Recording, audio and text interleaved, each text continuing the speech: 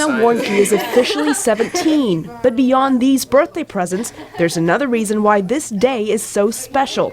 Anna's birthday is also the day she became Christine Warnke's daughter. I'm totally happy. Just remember her coming out in her little blue shoes and her red and black checkered dress, and she just reached out her arms, and just jumped into my arms and also embraced my brother, and we were a family at that moment. Warnke adopted Anna from Russia and brought her home to Washington on her 3rd birthday. Thank you. Warnke then returned to Russia and adopted John. He was 2 years old.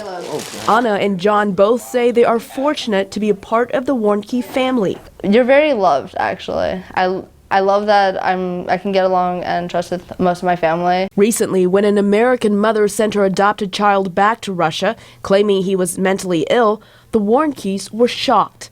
Sending him back made me grind my teeth. It really made me angry. The scandal also angered Russian officials and prompted the Kremlin to freeze further U.S. adoptions of Russian children.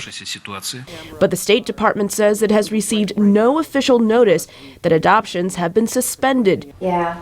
The confusion worries Americans in the process of adopting a Russian child. I was just calling to see if Betsy Lowry is one of them. She frequently calls her adoption agency for updates. So far, her application is still on track.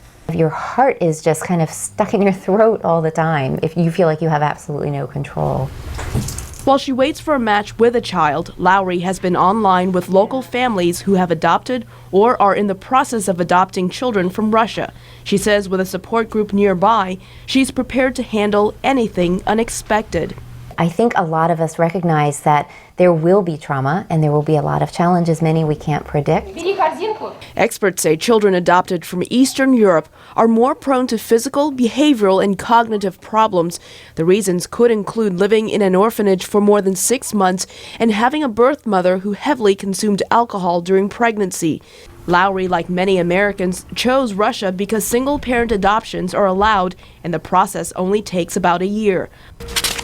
Mark Ekman of the DATS Foundation Adoption Agency says Russian adoptions are changing. We're mainly now on a downward trend, so that each year the number of children adopted from Russia decreases. Ekman says in recent years, Russia has encouraged domestic adoptions, leaving fewer children for foreigners. Prospective parents outside Russia generally spend up to a week in Russia getting to know the child before making a decision. The director of Moscow City Orphanage No. 11 says officials release medical information about the child to prospective parents. We try to share as much information as possible so they understand what the child is like. How does he behave? How does he communicate? What are his emotions? What does he like? What does he not like? But once a child leaves Russia, there is no way to know how that child is doing. Who helps? Pavel Ashtakov is Russia's investigator of children's rights. We cannot check the future of the situation of our children who are now in the American families, even if children are in the danger situation. Russian and U.S. officials plan to meet on how to better protect children once they leave the orphanage. Happy birthday! Like Christine Warnke, those who have successfully adopted children from Russia say the key is a network of experts, friends, and family to help overcome any unexpected challenges. Elizabeth Lee, VOA News.